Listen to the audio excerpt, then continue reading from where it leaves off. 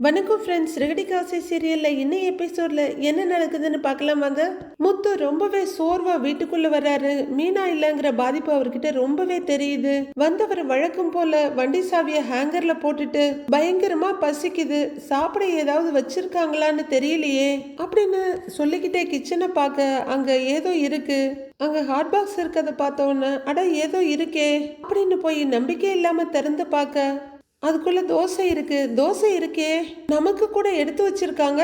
என் அம்மா இதெல்லாம் செய்ய மாட்டாங்களே அப்படின்னு சொல்லிக்கிட்டு அடுத்த ஹாட் பாக்ஸை திறக்கிறாரு முத்து. திறந்த உடனே அவருக்கு கொஞ்சம் நல்ல வாசனை வருது. ஒரு ஸ்பூன்ல கையில எடுத்து டேஸ்ட் பார்க்க அவரோட ரியாக்ஷன் மொத்தமா மாறிடுது. ஏன்னா 1.5 வருஷமா அவரு அதுக்கு நல்லா பழக்கப்பட்டுட்டாரு.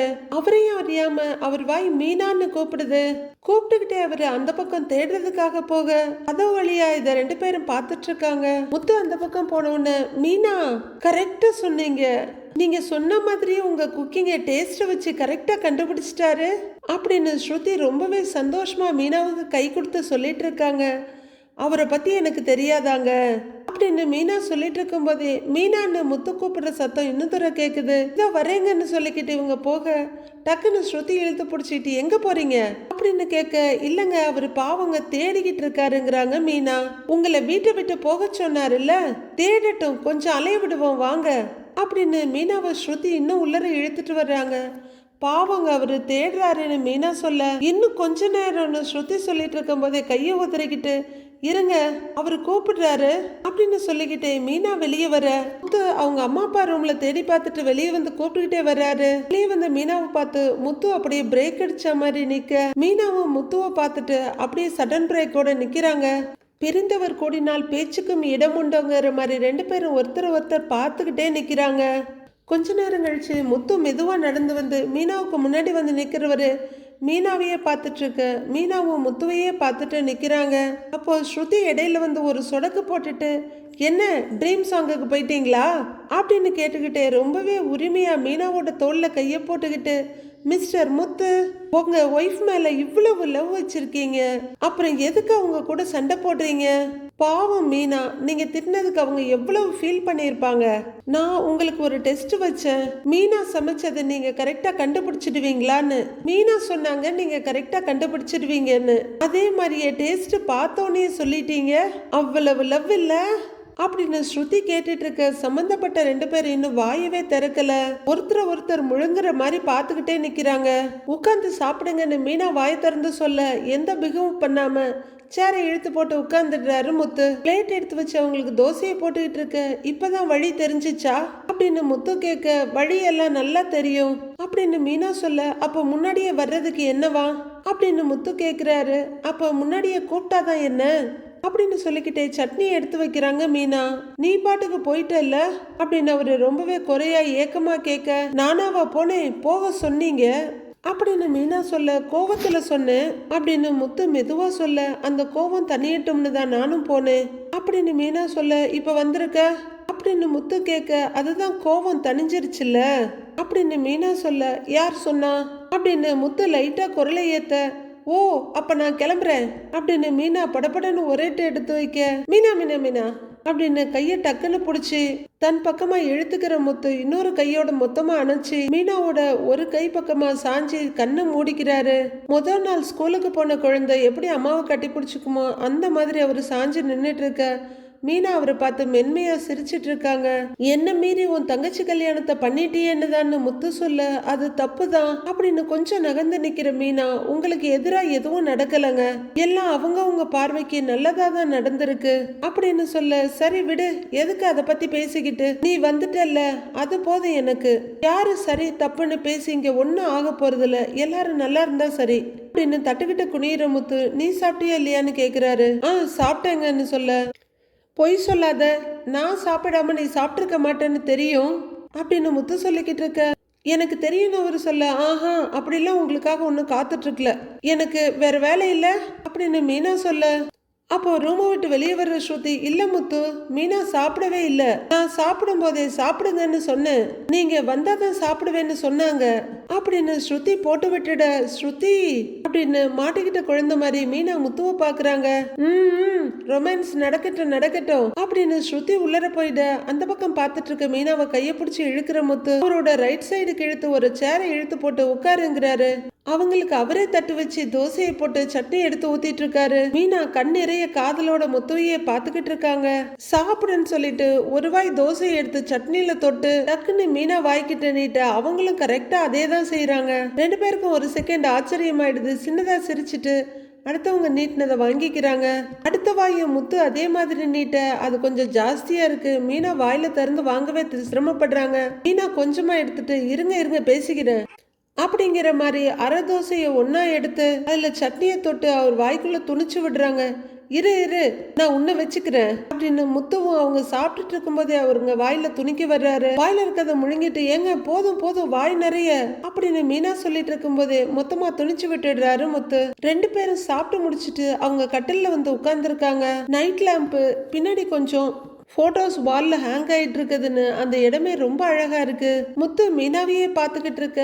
என்ன அப்படி பாக்குறீங்கன்னு மீனா கேட்க நீயும் தான் அப்படியே கடிக்கிற மாதிரி பாக்குற அப்படிங்கிற முத்து கொஞ்ச நேரம் பார்த்துக்கிட்டே இருந்துட்டு தலையை குனிஞ்சு நீ ஏன் வந்தேன்னு எனக்கு புரியுது அப்படின்னு சொல்ல ஏன்னு மீனா கேக்குறாங்க. என்னை பார்க்காம உன்னால இருக்க முடியல அதான் அதனாலதானே வந்த அப்படின்னு முத்து கேட்க அப்படியெல்லாம் ஒண்ணும் இல்ல அப்படின்னு மீனா சொல்ல அப்புறம் வேற எதுக்கு வந்த அப்படின்னு முத்து சந்தேகமா கேட்க அது மாமா நான் சமைக்கிற சாப்பாட்டு தான் நல்லா சாப்பிடுவாங்க. நான் தானே நேரத்துக்கு கொடுப்பேன். நேரத்துக்கு மருந்து மாத்திரையெல்லாம் நான் தானே அவருக்கு ஞாபகப்படுத்துவேன். அதுக்காக தான் வந்தேங்கிறாங்க மீனா. முத்துவுக்கு முகம் சுண்டி போயிடுது. அதை அப்படியே நம்பிக்கிட்டு அப்ப நீ எனக்காக வரலையான்னு கேக்குறாரு.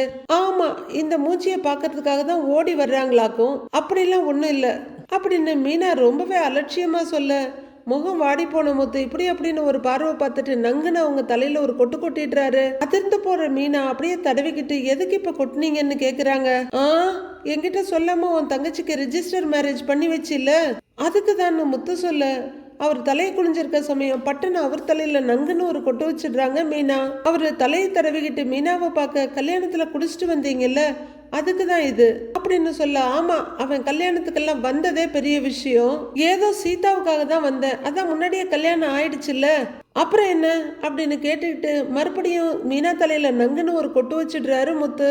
வலி தாங்க முடியாம தேய்ச்சிக்கிட்டு இப்ப எதுக்கு கொட்டினீங்கன்னு மீனா கேக்குறாங்க. உடனே அவங்க ரெண்டு கையையும் பிடிச்சிக்கிட்டு என்னை விட்டுட்டு போனேன்ல அதுக்கு அப்படின்னு முத்து சொல்லிட்டு இருக்கும் போதே ரைட் ஹேண்ட வெடுக்குன்னு எடுத்து அவர் தலையிலையும் ஒரு கொட்டு வச்சிடுறாங்க மீனா. அப்படின்னு வழியில அவர் தேய்ச்சிட்டு இருக்க நானாவா போனேன் நீங்க தானே போக சொன்னீங்க அப்படின்னு மீனா சொல்லிட்டு இருக்க இவரும் ஃப்ரீயா இருந்த லெப்ட் ஹேண்ட்ல நங்குன்னு ஒரு கொட்டு வச்சுட்டு போக சொன்னா போயிடுவியான்னு கேட்க மீனா பதிலுக்கு ஒரு கொட்டு வச்சுட்டு போனா உடனே கூப்பிட மாட்டீங்களா அப்படின்னு கேட்க இவர் தலையில மறுபடியும் ஒரு கொட்டு வச்சுட்டு கூப்பிட்டாதான் வருவியான்னு கேக்குறாரு. ஆஹா நறுக்குன்னு கொட்டுறீங்க அப்படின்னு ரெண்டு கையாலையும் தலையை தேய்ச்சிக்கிற மீனா உங்களை அப்படின்னு தலைவாணி எடுத்துட்டு அடிக்க போறாங்க. மீனா மீனா இரு மீனா அப்படிங்கிற முத்துவும் ஒரு தலைவாணி எடுத்துக்கிட்டு சண்டை போட ஆரம்பிச்சிடுறாரு. ரெண்டு பேரும் தலைவாணியால மாத்தி மாத்தி தலைகணி சண்டை போட்டுட்டு இருக்க கிச்சனுக்கு தண்ணி எடுக்க வந்த ஸ்ருதி இதை பார்த்துட்டு ஃப்ரிட்ஜில் போய் வாட்டர் பாட்டில திறந்து எடுத்துட்டு வந்து பார்த்துக்கிட்டே இருக்காங்க. வந்த அன்னைக்கு சண்டை போடுற விடு விடு மீனா நீங்க விடுங்க சொல்றேன்ல அப்படின்னு மீனாவும் முத்துவும் சிரிச்சுக்கிட்டு ரொம்ப பயங்கரமா சண்டை போட்டுட்டு இருக்காங்க. ஒரு கட்டத்துல மீனா ஓஞ்சு போயிட முத்தவும் விட்டுடுறாரு. ரெண்டு பேரும் கட்டில உட்காந்து சிரின்னு சிரிச்சிட்டு இருக்காங்க. வா அப்படின்னு மீனாவை கைய பிடிச்சி இழுத்து தனக்கு நேர் எதிரில உட்கார வச்சுக்கிட்டு மறுபடியும் டக்குன்னு தலையில ஒரு கொட்டு கொட்டி இனிமே என்கிட்ட எதையும் மறைக்க கூடாதுங்கிறாரு முத்து. அதுலக்கு மீனாவும் ஒரு கொட்டு வச்சுட்டு அப்படியே மறைச்சாலும்னு சொல்ல முத்துவும் அதே வேர்ட சொல்ல ரெண்டு பேரும் கையை கீழே இறக்கிக்கிறாங்க. வாழ்க்கையில எது எப்ப நடக்கும்னு தெரியாது. அப்படியே மறைச்சாலும் நீங்க என்னை இந்த வீட்டை விட்டு வெளியே போக சொல்லக்கூடாதுங்கிறாங்க மீனா. சொன்னா அப்படின்னு முத்து கேட்க சொல்லக்கூடாது சொன்னா இப்படிதான் அடிப்பேன்னு மறுபடியும் ஒரு கொட்டு வச்சிடுறாங்க. வெப்பன்னு முத்துவும் ஒரு கொட்டு வைக்க மறுபடியும் தலைவணி சண்டை ஆரம்பிக்குது. இத பார்த்துட்டு இருக்க ஸ்ருதி சிரிச்சிட்டு நிக்கிறாங்க. மீனா முட்டுறதுக்கு முயற்சி பண்ண முத்துவும் முட்டுறதுக்கு முயற்சி பண்ண முத்து தப்பிச்சுக்கிறாரு. பாத்தியா அடிக்க முடியல பாத்தியா அப்படின்னு அவர் சொல்லிட்டு இருக்க சிரிச்சிட்டு நிக்கிற ஸ்ருதி வாட்டர் பாட்டிலோட ரூம்குள்ள வர்றாங்க.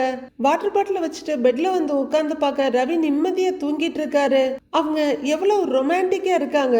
இவனும் இருக்கானே நல்லா தூங்குறான் அப்படிங்கிற ஸ்ருதி நல்லா தூங்கிட்டு இருக்க ரவியோட தலையில நங்குன்னு ஒரு கொட்டை வச்சுட்டு பட்டுன்னு படுத்துடுறாங்க. ஒன்னும் தெரியாத மாதிரி. ரவி பதறி அடிச்சு அம்மா அப்படின்னு கத்திக்கிட்டு எழுந்து திருன்னு முழிக்கிறாரு. சரியான தூக்க கலக்கம் வேற, வலி வேற. இப்படின்னு பார்த்துட்டு தலையை தேய்க்கிறாரு. தலையில யாரோ கொட்டின மாதிரி இருந்துச்சே. பேய் ஏதாவது இருக்கா, இல்ல இந்த பேயோட வேலையா அப்படின்னு படுத்திருக்க ஸ்ருதியை பார்த்துக்கிட்டே தலையை தேய்ச்சிக்கிட்டு இருக்காரு. அவரு ஸ்ருதியை பார்க்க அவங்க நல்லா தூங்கிட்டு இருக்காங்க. கொஞ்சம் பயத்தோட தலைப்ப மாத்தி படுத்துக்கிறாரு. முன்ன தலை வச்சிருந்த இடத்துல இப்ப காலை வச்சுட்டு ஆப்போசிட்ல தலை வச்சு படுக்கிறாரு ரவி. அவரு படுத்துட்டாருன்றத கன்ஃபார்ம் பண்ணிக்கிட்டு ஸ்ருதி எழுந்து முட்டி பிடிச்சி, இப்ப பாரு மகனே அப்படின்னு எழுந்து அவரோட தலை நினைச்சு காலில் ஒரு கொட்டு வச்சுட்டு படுக்கிறாங்க. என்ன ரியாக்ஷனையே காணோம் அப்படின்னு நினைக்கிற ஸ்ருதி மெதுவா அவரோட போர்வையை விலக்கிட்டு காலை பார்க்க காலை ஆடிக்கிட்டு இருக்கு. டக்குன்னு எழுந்திருக்கிற ரவி, ஏய் நான் இங்க இருக்கேன், எனக்கு தெரியும் இது உன் வேலையா தான் இருக்கும்னு அப்படின்னு ரவி சொல்றாரு. ரவிக்கு மட்டும் இல்ல, நமக்கு எல்லாருக்குமே தெரியும் இது இந்த வால் ஸ்ருதியோட வேலை தான்னு. என்னடா சீட் பண்றியா அப்படின்னு ஸ்ருதி கோவமா கேட்க, தூங்கிட்டு இருந்தவனை தலையில கொட்டி எழுப்பி விட்டுட்டு, எப்படி வலிக்குது தெரியுமா லூசு அப்படின்னு சொல்லிக்கிட்டே ரவி ஸ்ருதியோட தலையில பலமா கொட்டிடுறாரு. ஸ்ருதியால வலி தாங்க முடியல. அப்படின்னு கத்திக்கிட்டே தலையை வேகமா தேய்ச்சி விட்டுக்கிறாங்க. வலிக்குது இல்ல, எனக்கும் இப்படித்தானே இருக்கும், எதுக்கு கொட்டுன அப்படின்னு ரவி கேக்கு. அது ஒண்ணும் இல்லடா, இப்பதான் முத்து மீனா ரொமான்ஸ் பார்த்துட்டு வந்த, அவங்க 2 பேரும் மாறி மாறி தலையில கொட்டி விளையாடிக்கிட்டு இருந்தாங்க, அதான் அப்படி விளையாடி பார்க்கலான்னு உங்ககிட்ட கொட்டினு அப்படின்னு ஸ்ருதி சொல்ல, இது ஒரு விளையாட்டுன்னு என்கிட்ட வேற விளையாடுனியா அப்படின்னு ரவி சொல்ல, தலையில தேய்ச்சிட்டு இருந்த கையை எடுத்துக்கிட்டு, ஆனா ஒண்ணு ரவி, முத்துவும் மீனாவும் அடிக்கடி சண்டை போட்டுக்கிறாங்க. இப்ப முத்து மீனாவை வீட்டை விட்டு கூட அனுப்பினாரு. ஆனா என்ன இருந்தாலும் அவங்க 2 பேருக்குள்ள கெமிஸ்ட்ரி நல்லா ஒர்க் அவுட் ஆகுது. 2 பேரும் அழகா ரொமான்ஸ் பண்றது, ஒருத்தருக்கு ஒருத்தர் மாத்தி மாத்தி பிரைஸ் பண்ணிக்கிறது, அதெல்லாம் பாக்குறதுக்கே ரொம்ப ஹார்ட் வார்மிங்கா இருக்கு. அவங்கள பார்த்து நாம கத்துக்கணும் அப்படின்னு ஸ்ருதி சொல்ல, முத்துவுக்கு எப்பவுமே ஹியூமர் சென்ஸ் அதிகம், எல்லாரையும் சிரிக்க வச்சுக்கிட்டே இருப்பான். ஆனா என்னவோ தெரியல, என்னையும் மனோஜையும் அம்மா சப்போர்ட் பண்ணின அளவுக்கு அவனை அவ்வளவா சப்போர்ட் பண்ணவே இல்லை. அது அவனுக்குள்ள வருத்தமாவே இருக்குங்கிறாரு ரவி. ஆமா, ஆன்டி எப்பவுமே முத்துவை மட்டும்தான் திட்டிகிட்டே இருக்காங்க அப்படின்னு ஸ்ருதி சொல்ல, அவன் சின்ன வயசுல பாட்டி கூட தங்கி படிச்சான். ஏன் அம்மா அவனை அங்க கொண்டு போய் விட்டாங்கன்னு இப்ப வரைக்கும் எனக்கும் தெரியல. நான் பார்த்த வரைக்கும் அம்மா முத்துவை பாசமா பார்த்துக்கிட்டதே இல்லை. ஆனா அம்மாவுக்கும் சேர்த்து அப்பா அவன் மேல அதிகமா பாசம் வச்சிருக்காரு. அதனாலயே முத்துவுக்கு அப்பா மேல ரொம்ப பாசம். மேரேஜுக்கு அப்புறம் அம்மா இருக்க வேண்டிய இடத்த மீனா அண்ணி ஃபில் பண்ணிட்டாங்க. அதனாலதான் அன்னி கூட என்னதான் சண்டை போட்டாலும் உடனே சேர்ந்துடுறான். அவங்க மேல அவ்வளவு பாசமா இருக்கான் அப்படின்னு ரவி சொல்ல, ஆமா ரொம்ப ரொமான்டிக்கா இருக்காங்க அப்படின்னு ஸ்ருதி சிரிப்போட சொல்ல, அதுக்காக அவங்கள பார்த்துட்டு இப்படி கொட்டுற வேலையெல்லாம் வச்சுக்காத, எனக்கு தலையில கொட்டின கோபம் வரும் சொல்லிட்டேன் அப்படின்னு ரவி சொல்ல, ஓஹோ அப்படின்னு ஸ்ருதி கேட்டுக்கிறாங்க. சரி இனிமே நிம்மதியா தூங்கலான்னு ரவி பழையபடி தலையை வச்சு படுக்க போக, ஏய் ரவி அங்க பாரு பல்லி அப்படின்னு ஸ்ருதி சொல்ல, பல்லியா அப்படின்னு ரவி அங்க பாக்க, அந்த கேப்ல நங்குன்னு ஒரு கொட்டு வச்சிடுறாங்க ஸ்ருதி. அப்படின்னு வலியோட தலையை தேய்க்கிற ரவிக்கு நிஜமாவே கோபம் வந்துருது. என்னையா கொட்டுற அப்படின்னு முஷ்டி பிடிச்சி கைய பனியன்ல தேய்ச்சிக்கிட்டு ஸ்ருதிய கொட்டுறதுக்கு அவர் ரெடியாக, ஐயோ அம்மா அப்படின்னு ஸ்ருதி எழுந்து ஓட ஆரம்பிச்சிடுறாங்க. ஏய் ஸ்ருதி நில்லுங்கிறல்ல அப்படின்னு ரவியும் துரத்திக்கிட்டு இருக்க, ஸ்ருதி இப்படி அப்படி ஆட்டம் காட்டிட்டு பெட் மேல ஏறி உட்காந்து தலையிலையும் தூக்கி தலையில வச்சுக்கிறாங்க. ஏய் கீழே இறங்கி வா, கீழே இறங்கு ஸ்ருதின்னு சொல்ல, அவங்க கட்டல் மேல டான்ஸ் ஆடிக்கிட்டு இங்கேயும் அங்கேயும் ஓடிக்கிட்டு, வேண்டா ரவி விட்டுடுன்னு கெஞ்சிட்டு இருக்காங்க. ஒரு கட்டத்துல ரவி கையை நீட்டி அவங்கள புடிச்சு இழுத்துடுறாரு. வேண்டா ரவின்னு அவங்க கத்திட்டு இருக்கு. இதெல்லாம் முடியாது, தலையிலையா கொட்டுற அப்படின்னு அவரோட 2 கையாலையும் ஸ்ருதியோட ஒரு 2 கையும் சேர்த்து பிடிச்சிக்கிறாரு. வேண்டா ரவி இனிமே கொட்ட மாட்டேன் விடுன்னு கேட்க, இப்போ அவங்களோட 2 கையும் ஒரே கையால பிடிச்சிக்கிட்டு அவங்க வாயை கைய வச்சு மூடிட்டு, கத்தாத இப்படித்தானே எனக்கும் வலிச்சுது அப்படின்னு சொல்லி இருக்கும்போது வாயை மூடி இருந்த கையை நறுக்குன்னு கடிச்சு வச்சிடறாங்க ஸ்ருதி. அவ்வளவுதான், 2 கையை விட்டுட்டு துள்ளி இந்த பக்கம் வந்துடுறாரு ரவி. ஐயோன்னு வலியில தவிக்கிறாரு. ஊன்னு கையை தடவி விட்டுக்கிறவரு, என்னையவே கடிக்கிற அனிமல் அப்படின்னு ரவி சொல்ல, அனிமல் மாதிரியே ஸ்ருதி ஒரு ரியாக்ஷனை கொடுக்கறாங்க. அப்படின்னு பாஞ்சு வந்து ரவி ஸ்ருதியை பிடிச்சிக்கிறாரு.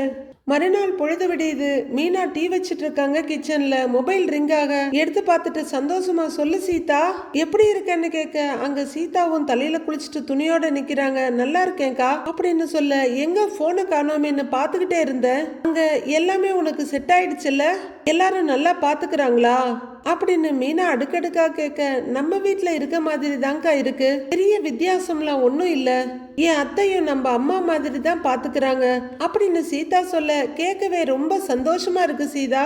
நல்ல அம்மா அப்பா கிடைக்கிறத விட நல்ல மாமனார் மாமியார் கிடைக்கிறது தான் ஒரு பொண்ணுக்கு ரொம்ப முக்கியம். எனக்கு நல்ல மாமனார் கிடைச்சிருக்காரு, ஆனா என் மாமியார் தான் மீனா சொல்லிட்டு இருக்க, அவங்கள பத்தி எனக்கு தெரியாதாக்கான்னு சீதா கேக்குறாங்க. உனக்காவது பாசமா பாத்துக்கிற ஒரு மாமியார் கிடைச்சிருக்காங்க, அது வரைக்கும் சந்தோஷம் தாங்கிறாங்க மீனா. அக்கா, அப்புறம் இன்னொரு விஷயம், நாளைக்கு எங்க வீட்டுல மாப்பிள்ளை விருந்து வைக்கிறாங்க, நீயும் மாமாவும் கண்டிப்பா இதுல கலந்துக்கணும் அப்படின்னு சீதா சொல்ல மீனாவோட முகம் மாறி போயிடுது. ஆன்ட்டியும் சொல்ல சொன்னாங்க, அவரும் உங்ககிட்ட சொல்ல சொன்னாரு அப்படின்னு சீதா சொல்ல பெருமூச்சு விடுற மீனா, அப்படியா, நான் வர்றதுல ஒன்னும் பிரச்சனை இல்ல, ஆனா உன் மாமா எப்படிங்கிறாங்க மீனா, எப்படியாவது கூட்டிட்டு வாக்கா, ஆன்ட்டி கூட சொன்னாங்க கல்யாணத்துக்கு முன்னாடிதான் 2 பேரும் சண்டை போட்டுக்கிட்டு இருந்தாங்க, இந்த மாதிரி விசேஷத்துக்கெல்லாம் வந்துட்டு போனா எல்லா பிரச்சனையும் சரியாயிடும்னு சொன்னாங்க அப்படின்னு சீதா சொல்லிட்டு இருக்க, பின்னாடி அருண் இதை தீவிரமா கேட்டுட்டு உட்கார்ந்துருக்காரு. அதனாலதான் சொல்றேன்க்கா, நீ மாமாவை கூட்டிட்டு வாக்காங்கிறாங்க சீதா. சரி சீதா, நான் அவர்கிட்ட பேசி பாக்குறேன் அப்படின்னு மீனா சொல்ல, அக்கா கண்டிப்பா மறக்காம வந்துருக்கா, மாமாவையும் கூட்டிட்டு வந்துரு, அம்மாவும் சத்யாவும் வந்துருவாங்கன்னு சீதா சொல்ல, சரி சீதா கண்டிப்பா வந்துடுறோன்னு மீனா சொல்ல, சரிக்கா அப்படின்னு சந்தோஷமா போனை வைக்கிறாங்க சீதா. மீனாவும் போனை வச்சுட்டு திரும்ப மீனா அப்படின்னு கூப்பிட்டுக்கிட்டே முத்து வர, சொல்லுங்கன்னு திரும்புறாங்க.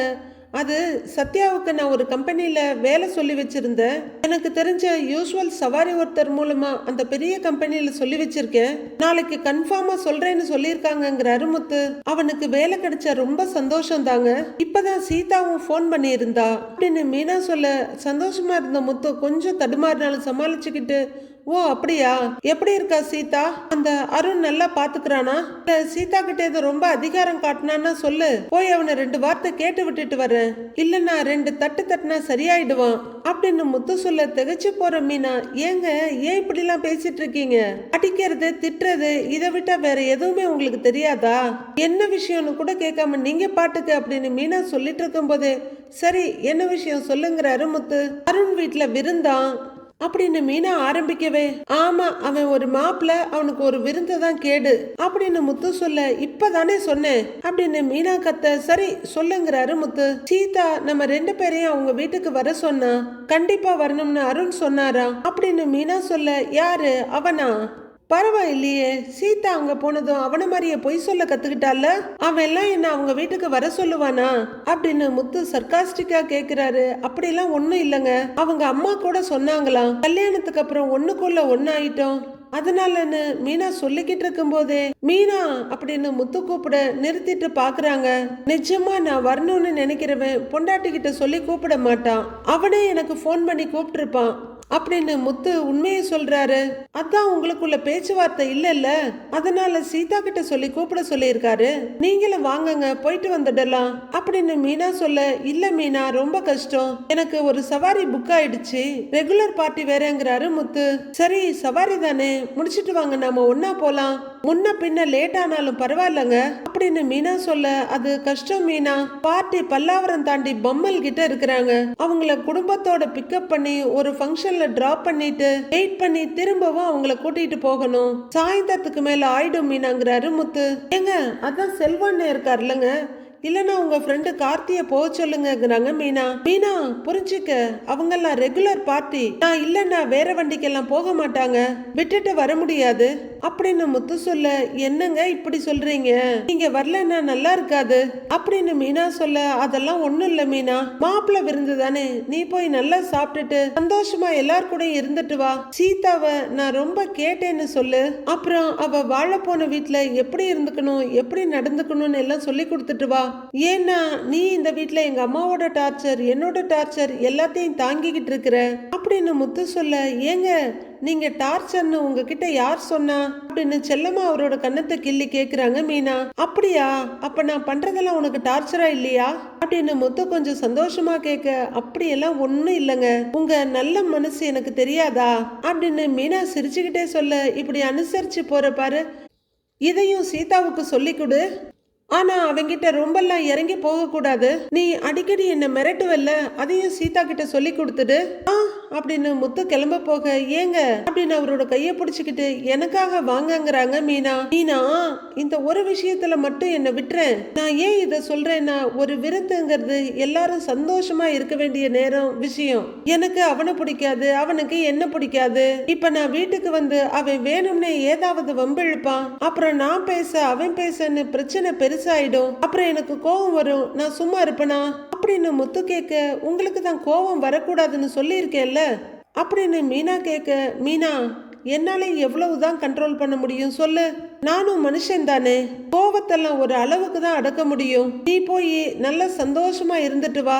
சீதா இப்பதான் அங்க வாழ போயிருக்கிறா, அவ வாழ்க்கை நல்ல சந்தோஷமா இருக்கணும். நான் வந்து எதுவும் பிரச்சனை ஆயிடக்கூடாது, சரியா? நீ போயிட்டு வா அப்படின்னு முத்து முடிவா சொல்லிட. சரிங்க, அதுக்கு மேல உங்க இஷ்டம் அப்படின்னு மீனா சொல்ல, சரின்னு முத்து திரும்புறாரு. ஏங்க டிஃபன் ரெடி பண்ணிட்டேங்க, சாப்பிட்டுட்டு போங்கன்னு மீனா சொல்ல, ஒன்னும் அவசரம் இல்ல, மெதுவா செஞ்சுட்டு கூப்பிடு, நான் இங்கதான் இருப்பேன் அப்படின்னு முத்து கிச்சனை விட்டு வெளியே போறாரு. இவரும் வந்தா நல்லா இருக்கும் அப்படின்னு மீனா ரொம்ப வருத்தமா கைய பசஞ்சிட்டு திரும்புறாங்க. அருண் விரிச்ச வலையில மாட்டாம முத்து தப்பிச்சிடுறாரு. மாப்பிள்ளை விருந்துக்கு எல்லாரும் வந்திருக்காங்க. சீதா எல்லாருக்கும் காஃபி கொண்டு வந்து கொடுத்துட்டு இருக்க.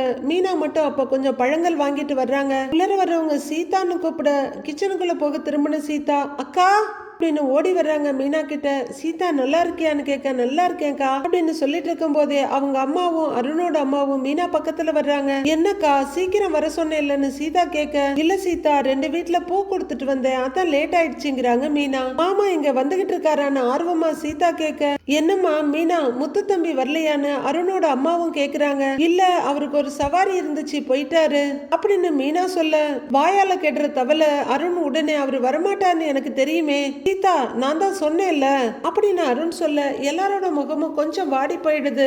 அவருக்கு இன்னமும் என் மேல கோவம் இருக்குது எனக்கு நல்லா தெரியுது. அப்புறம் எப்படிங்க இங்க வருவாரு அப்படின்னு அருண் சொல்ல, அருண் விடு அருண், அவருக்கு வேலை வந்திருக்கும் அப்படிங்கிற அவங்க அம்மா, உங்க வீட்ல இருந்து வேற யாரும் வரலையாமான்னு கேக்குறாங்க. அம்மா எல்லாருக்குமே ஒவ்வொரு வேலை இருக்கு அப்படின்னு மீனா சொல்ல, பரவாயில்லம்மா நீ வந்திருக்கல, அதுவே எல்லாரும் வந்த மாதிரி. சரி சாப்பிடலாம் வான்னு கூப்பிடுறாங்க அருணோட அம்மா. இல்ல பரவாயில்லம்மா, நான் அப்புறம் சாப்பிட்டுக்கிறேன், பசி எதுவும் இல்லைங்கிறாங்க மீனா. உடனே பக்கத்துல வர்ற அருண், என்னங்க நீங்க சாப்பிடுற டயத்துக்கு வந்துட்டு பசிக்கலன்னு சொன்னா எப்படி? நாங்க எல்லாரும் சாப்பிட்டாச்சு, உங்களோட தான் சேர்ந்து சாப்பிடுவேன்னு இவ வெயிட் பண்றா, வாங்க அப்படின்னு அருண் சொல்ல, வாமா அப்படின்னு அருணோட அம்மாவும் கூப்பிட, மீனா கொஞ்சம் யோசனையா தயங்கி போறாங்க. அவங்கெல்லாம் கொஞ்சம் முன்னாடி போனவன டக்குன்னு அவங்க அம்மா மீனா கிட்ட திரும்பி, மீனா மாப்பிள்ளை ஏன் வரலன்னு கேக்குறாங்க. அம்மா கூப்பிட்டேம்மா, அவரு வரல அப்படின்னு மீனா சொல்ல, சரி வான்னு அவங்க அம்மா கூட்டிட்டு போறாங்க. மீனாவும் சத்யாவும் சாப்பிட்டுட்டு இருக்க. அம்மா அப்பளம்னு சீதா சொல்ல, நான் எடுத்துட்டு வரேன்னு ஓடுறாரு அருண். இந்த பக்கம் மீனாவோட அம்மா சாப்பிட்டுட்டு இருக்க. உங்களுக்கு வேற ஏதாவது வேணுமான்னு அருணோட அம்மா கேக்குறாங்க. இந்தாங்கம்மா அப்பளத்தை எடுத்துட்டு வந்து கொடுக்குறாரு அருண். அதை வாங்கிக்கிட்டு, அப்பளம்லாம் என் மருமக தான் பொரிச்சது அப்படின்னு பெருமையா சொல்லிக்கிட்டு எடுத்து வைக்கிறாங்க அருணோட அம்மா. இது மட்டும்தாம்மா நான் பண்ணினது, இது எல்லாமே அத்தை தான் பண்ணினாங்கிறாங்க சீதா. ஏண்டி எல்லா வேலையும் அவங்களே செய்ய வச்சியான்னு கேக்குறாங்க அவங்க அம்மா. அம்மா அவங்க என்ன செய்யவே விடலம்மா, எல்லாத்தையும் அவங்களே செஞ்சுட்டாங்க அப்படின்னு சீதா சொல்ல, சம்பந்தியம்மா அதெல்லாம் ஒன்னும் பிரச்சனை இல்ல, நான் ஆசைப்பட்ட மாதிரியான மருமக எனக்கு கிடைச்சிட்டா, அவளை நான் தானே பாத்துக்கணும், அவ என் மருமக இல்ல மக மாதிரி, என் பொண்ணு எதுவும் திட்டுற வேலையெல்லாம் வச்சுக்க கூடாது அப்படின்னு உரிமையா மீனாவோட அம்மா கிட்ட கண்டிப்பா சொல்றாங்க. சீதா சந்தோஷமா சிரிச்சிட்டு இருக்க பிரமிப்போட பாக்குறாங்க மீனாவோட அம்மா. மீனாவும் பெருமையும் ஏக்கமுமா அந்த அம்மாவை பாக்குறாங்க. உடனே மீனா ஓடி வந்து, அத்தை தேங்க்யூ அத்தை அப்படின்னு அருணோட அம்மாவை ஹக் பண்ணிக்கிறாங்க. 2 பேரும் ஒருத்தர் பார்த்து சந்தோஷமா சிரிச்சிட்டு இருக்க. அதை பார்த்து ரொம்பவே பெருமையா சிரிக்கிற மீனாவோட அம்மா சத்யாவை பாக்குறாங்க. அப்போ 2 லேடிஸ் உள்ளர வர்றாங்க. ராஜேஸ்வரி அக்கா, இப்படி பாசமா இருக்க மருமகளை எங்கேயுமே பார்த்ததே இல்ல, மருமகளை இப்படி தாங்குறீங்களே அப்படின்னு கேட்க, ஏய் போடி சும்மா இருங்கிறாங்க அருணோட அம்மா. நீ வேற கண்ணு வைக்காதன்னு சொல்றவங்க முதல்ல உனக்கு சுத்தி போடணும் சீதாவை பார்த்து சொல்லிட்டு கைகளாலேயே சொடக்கெடுக்கிறாங்க. அத்தை உங்களுக்கு நான் சுத்தி போடணும் அப்படின்னு சீதாவும் அதே மாதிரி சொடக்கெடுத்துட்டு இருக்க. அருண் சந்தோஷமா சிரிச்சிட்டு இருக்காரு. சரி சரி உங்க 2 பேருக்கும் சேர்த்து ஒரு பெரிய பூசணிக்காயா சேர்த்து உடைச்சிடுறேன் அப்படின்னு அம்மா தோல்ல ஒரு கையும் சீதா தோல்ல ஒரு கையுமா போட்டுட்டு அருண் சொல்ல, 2 பேரும் ரொம்பவே சந்தோஷமா சிரிச்சிட்டு இருக்காங்க. எல்லாருமே ரொம்ப நிறைவா பார்த்துட்டு இருக்க. மீனாவும் நிறைவா ஃபீல் பண்ணாலும் அவங்க மனசு ஏங்குது. அவங்க மனசுல ஒரு இன்சிடென்ட் வருது. திருடனுங்க பணத்தை புடுங்கிட்டு போனப்ப அவங்க கீழே விழுந்து கையில கட்டு போட்டுட்டு வந்து உட்கார்ந்துருக்காங்க. ரொம்ப அடிபட்டுருச்சா மீனான்னு ஸ்ருதி ரொம்ப ஆதரவா கேட்டுட்டு இருக்க. அதான் பெருசா ஒன்னும் ஆகல, இல்ல கொஞ்ச நேரம் ரெஸ்ட் எடுத்துட்டு போய் சமைக்கிற வேலையை பாரு அப்படின்னு விஜயா சொன்னது அவங்க மைண்ட்ல வந்துட்டு போகுது. அவங்க அப்படியே உட்கார்ந்து இருக்கத பார்த்துட்டு, என்ன மீனா எதுவும் சாப்பிடாம இருக்க, ஏதாவது வேணுமான அருணோட அம்மா கேக்குறாங்க. இல்ல இல்ல வேணாம் போதும் அப்படின்னு அவங்க சொல்ல, சாப்பிடுமான அவங்க பரிவா சொல்றாங்க. லைட்டா துளிர்த்து இருக்க கண்ணீரை தொடச்சுக்கிட்டு மீனா சாப்பிட ஆரம்பிக்க அவங்க அம்மாவும் பாக்குறாங்க. சம்பந்தி என்ன சாப்பிடாம இருக்கீங்க, சாப்பிடுங்க, ஏய் அந்த முட்டை எடுத்துட்டு வா அப்படின்னு சொல்ல, இதோ சரின்னு ஓடுறாரு. அவரு கொண்டு வந்து கொடுக்க, இந்தாங்க சாப்பிடுங்க அப்படின்னு எல்லாரும் இலையிலையும் முட்டைய ரொம்பவே ஆசையோடையும் அன்போடையும் எடுத்து வைக்கிறாங்க அருணோட அம்மா. அவங்க அம்மாவுமே ரொம்ப நெகிழ்ச்சியோட பாக்குறாங்க. மீனா அவங்க அம்மாவை பார்க்க, அவங்க அம்மா மீனாவை பாக்குறாங்க. அவங்க அம்மா மனசுலயும் விஜயா அவங்கள ட்ரீட் பண்ணது ஏதாவது வருமோன்னு பார்த்தா ஒன்னும் வரல. அம்மா சந்தோஷமா இருக்கிறத பார்த்து மீனா பரிவோடையும் ஏக்கத்தோடையும் உட்கார்ந்துருக்காங்க. மீதி என்ன நடக்குதுன்னு நாளைக்கு பார்க்கலாம் ஃப்ரெண்ட்ஸ். நாளைய ப்ரோமோவில் ராத்திரி முத்துவும் மீனாவும் கட்டில்ல உட்கார்ந்துருக்காங்க. இன்னைக்கு ரொம்ப சந்தோஷமா இருக்கேன்னு முத்து கேட்க, ஆமாங்க அந்த வீட்டுல நடந்த விஷயம் எல்லாத்தையும் பார்த்து மனசுக்கு ரொம்ப நிறைவா இருக்குங்கிறாங்க மீனா. அப்படி என்ன நடந்துச்சுன்னு முத்து கேட்க, முதல்ல உனக்கு சுத்தி போடணும் அப்படின்னு அருணோட அம்மா சீதாவுக்கு திருஷ்டி எடுக்க, அத்தை உங்களுக்கு தான் சுத்தி போடணும் அப்படின்னு சீதா திருஷ்டி எடுத்தது, அவங்க அம்மாவை பார்த்து பார்த்து கவனிச்சுக்கிட்டதுன்னு எல்லாத்தையும் சொல்றாங்க மீனா. சீதாவோட மாமியார் என்னோட அம்மாவையும் தம்பியையும் எவ்வளவு மரியாதையா நடத்தினாங்க தெரியுமா அப்படின்னு மீனா சொல்ல, கலங்கி போன முத்து, உங்க அம்மா இந்த வீட்டுக்கு வரும்போது அவங்களுக்கான மரியாதை கிடைச்சதே இல்ல. உனக்கு அடுத்த ஜென்மத்துல நல்ல பாசமான மாமியார் கிடைக்கணும்னு வேண்டிக்கோ. என்ன இந்த ஜென்மத்துல உனக்கும் சரி எனக்கும் சரி அந்த பாசம் கிடைக்க போறது இல்ல அப்படின்னு முத்து ரொம்பவே கலங்கி போய் அழ ஆரம்பிச்சிடுறாரு. ஒரு நாள் இவர் எதுக்கும் இவ்வளவு கலங்குனது இல்லையே அப்படிங்கிற மீனா, என்னங்க அப்படின்னு கூப்பிட்டுக்கிட்டே அவரோட தோல்ல கைய வச்சு சாஞ்சிக்கிறாங்க. மீதி என்ன நடக்குதுன்னு நாளைக்கு பார்க்கலாம் ஃப்ரெண்ட்ஸ்.